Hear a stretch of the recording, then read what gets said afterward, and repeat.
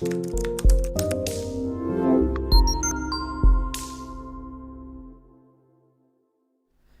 আলাইকুম বন্ধুরা, কি অবস্থা সবার? আমি টুটুল আসির সাথে এবং তোমরা দেখছো হাবলু প্রোগ্রামার। তো ওয়েব প্রোগ্রামার বা ওয়েব ডেভেলপার এই কোর্সের আগের পর্বে আমরা দেখে এসেছি কিভাবে তোমরা HTML এর বেসিক বা HTML এর সিনট্যাক্স আমরা দেখে এসেছি। তো সেটা যদি আমরা আবার তোমাদেরকে দেখাই, তো একদম শুরুর দিকে আমরা একটা ফাইল ক্রিয়েট করেছিলাম, এই যে নিউ থেকে টেক্সট ডকুমেন্ট এটা ক্রিয়েট করেছিলাম। তো দেখো এই যে আমরা একটা নাম দিয়েছিলাম ইন্ডেক্স।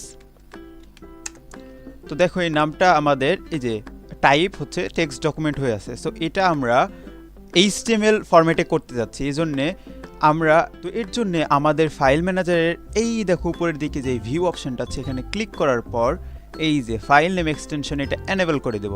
তাহলে দেখো আমাদের ইন্ডেক্সের পর .txt বা টেক্সট ডকুমেন্ট ফাইলের ফরম্যাট চলে এসেছে। সো এটা আমরা এডিট করি। তো এখানে ধরো ক্লিক করলাম, ক্লিক করে রিনেমে ক্লিক করে এখানে .txt থেকে আমরা .html করে দিলাম, দিয়ে এন্টার চাপ দিলাম এবং একটা পারমিশন চাচ্ছে আমরা ইয়েস করে দিলাম। দেখো আমাদের ক্রমের চিহ্ন চলে এসেছে। এখন এখানে আমরা কোড করতে পারবো, এটা আমরা নোটপ্যাডেও কোড করতে পারবো অথবা আমাদের যে কোড এডিটর আছে ভিজুয়াল স্টুডিও কোড অথবা তোমাদের যে কোড এডিটর আছে সেখান থেকে আমরা করতে পারি। এই জন্য আমরা মাউসের রাইট ক্লিক করে এই যে দেখো এখানে তুমি ওপেন উইথও করতে পারো অথবা তুমি এই যে ওপেন উইথ কোড এই অপশনটাও রয়েছে তোমার। সো আমি যদি সিম্পলি এখানে ক্লিক করি, দেখো তো আগের পার্টে তো আমরা শিখেছি কীভাবে HTML এর সিনট্যাক্স লিখতে হয়, তুমি ঘটাঘট সেটা লিখে ফেলো। তো প্রথমে আমাদের ডকুমেন্টের টাইপটা সিলেক্ট করতে হবে। তো আমাদের ডকুমেন্টের টাইপটা কী হবে? HTML। তো এটা লেখার ফরম্যাটটা কি? লেস দেন, তারপরে এক্সক্লেমেটরি সাইন, তারপরে লিখতে হবে ডক টাইপ, রাইট? এরপরে একটু স্পেস দিয়ে আমাদেরকে HTML লিখতে হবে, এরপরে গ্রেটার দেন সাইন দিতে হবে, এরপরে পরের লাইনে গিয়ে আমাদের HTML লিখতে হবে। সো আমরা আবার HTML লিখে নেই। তো দেখো আমি HTML লেখার সাথে সাথেই এটার ক্লোজিং ট্যাগটা চলে আসলো, কারণ আমরা একটা এক্সটেনশন ইনস্টল দিয়েছিলাম। বন্ধু বলো তো এরপরে আমাদের কি ট্যাগ ছিল? এরপরে আমাদের হেড ট্যাগ ছিল, তাই না? সো আমরা হেড ট্যাগ লিখে নেই। হেডের ভিতরে আমাদের একটা ট্যাগ ছিল, সেটা হলো টাইটেল ট্যাগ। সো আমরা টাইটেল ট্যাগটাও লিখে নিই। হেড ট্যাগের পরে আমাদের একটা ট্যাগ ছিল, সেটা হলো বডি ট্যাগ, যার ভিতরে আমরা আমাদের যত এলিমেন্টস আছে সব আমরা লিখতাম, রাইট? এই হলো আমাদের সিনট্যাক্স। তো তোমাকে এই সিনট্যাক্সটা আরও ভালোভাবে বোঝানোর জন্য এই পিকচারটা আমরা তৈরি করেছি। সো এখানে দেখো আমাদের যে HTML ট্যাগটা শুরু এবং শেষ এই কালারের যেটা, এটা হলো HTML এলিমেন্ট, অর্থাৎ এই পুরা টুকাকেই HTML এর অংশ বলা হয়। এরপরে শুরু হয় আমাদের হেড ট্যাগ, যার মধ্যে আমাদের টাইটেল থাকে, অর্থাৎ তুমি একটা ওয়েবসাইট ভিজিট করলে তোমার উপরে যেই লেখাটা থাকে, আমাদের ব্রাউজার যেই লেখাটা একদম উপরে রাখে, সেটাই হলো টাইটেল ট্যাগের কাজ। এরপরে আমাদের বডি ট্যাগ, অর্থাৎ আমাদের যত এলিমেন্ট অথবা কন্টেন্ট রয়েছে সেগুলো আমাদের বডি ট্যাগের মধ্যে থাকে। তো এই পিকচারটা আমি আমাদের গ্রুপে দিয়ে দিব, তোমরা ওখান থেকে সেভ করে রাখতে পারবা যাতে পরবর্তীতে কোনো সমস্যা না হয়। সো আজকে আমরা শিখবো হেডিং ট্যাগ বিষয়ে। তো তুমি হেডিং কথাটা শুনেই তোমার মাথায় একটা ঘুরপাক খাচ্ছে যে হেডিং মানে একটা কোনো কিছুর হেড, তাই না? ধরো আমি যদি একটা তোমাকে উদাহরণ দেই, যেমন আমরা যদি ডেইলি স্টারের একটা কলাম পড়ি, দেখো এই নিউজটার তো একটা টাইটেল অথবা হেডিং আছে, তাই না? যেটা অনেক বড় করে লেখা থাকে, আমাদের চোখে হাইলাইটস হয়। সো এই দেখো এইটা হলো এই কলামটার হলো হেডিং, যেটা বড় করে লেখা আছে। এবং এরপরে দেখো একটু ছোট করে, এরপরে আরও ছোট করে অনেক কিছু লেখা আছে। তার মানে কোনো একটা লেখা বড় করে হাইলাইট করার জন্য আমরা হেডিং ট্যাগ ব্যবহার করে থাকি। আমাদের 6 প্রকারের হেডিং ট্যাগ রয়েছে। H1 থেকে শুরু করে H6 পর্যন্ত হেডিং ট্যাগ রয়েছে। আর তুমি একটা কথা একদম মনে রাখবা, একদম সহজ শর্টকাট হচ্ছে H1 হচ্ছে ধরো বড় ভাই, আর H6 হচ্ছে সবচেয়ে ছোট ভাই। তার মানে H1 যে ট্যাগটা রয়েছে হেডিং ট্যাগ, এটার মাধ্যমে আমাদের লেখা সবচাইতে বড় আকারে শো করতে পারবো আমরা। আর H6 যে ট্যাগটা রয়েছে এটার মাধ্যমে আমরা একদম ছোট আকারে আমাদের টেক্সটটা শো হবে।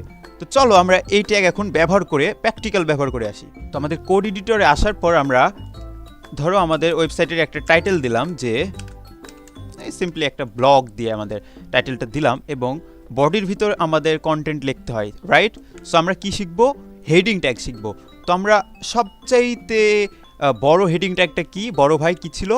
H1 ট্যাগ ছিল। সো আমরা H1 ট্যাগটা লিখি। দেখো h1 লেখার সাথে সাথে আমাদের ক্লোজিং ট্যাগটা চলে এসেছে।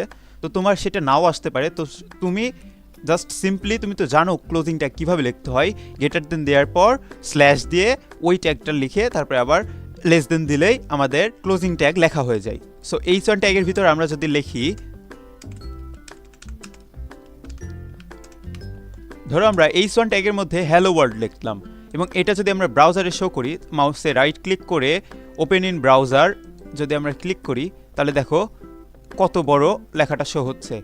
সো এরপরে আমরা h2 ট্যাগটা দেখি। সো আমরা এখানে যদি আবার h2 ট্যাগটা লিখি এবং এর ভিতরে আবার যদি হ্যালো ওয়ার্ল্ড লিখি,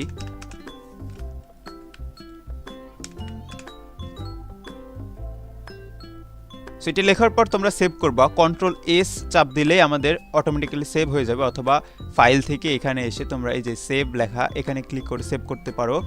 এরপর আমাদের ব্রাউজারে গিয়ে দেখো আমাদের এটা শো করছে না, তাহলে আমাদের কি কোড ভুল হয়েছে?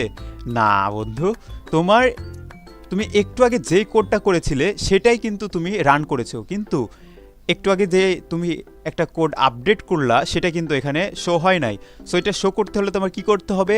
তোমার রিফ্রেশ করতে হবে, রাইট?